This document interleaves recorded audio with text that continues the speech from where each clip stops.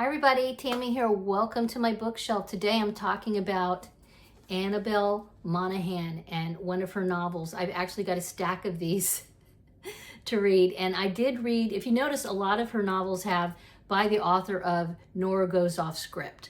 And that's because I guess that was her first novel and it did really well. And so now I have this one, same time next summer, to talk about. Again, this is, a romance novel.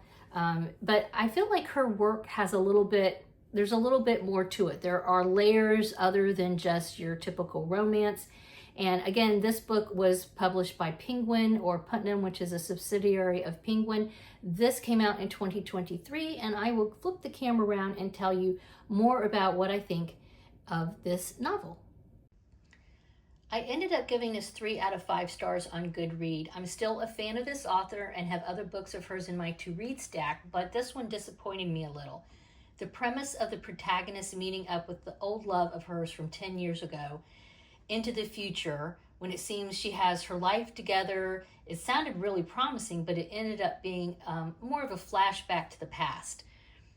The large chunk of the novel is about the teenage love between the two, and I wasn't really originally in the mindset to read about teenagers in love, so I kept waiting and waiting to return to the adult love story, which eventually does happen, but it really wasn't soon enough for me. And I have a hard time connecting to Samantha, the protagonist. She seems overly needy and a bit selfish sometimes to me. I mean, it was a pretty fast read, other than the teenagers part, because I wanted to end that to end sooner, but it was a good way to escape for a few hours. If you do like this author, I would say go ahead and read this. Your miles may vary.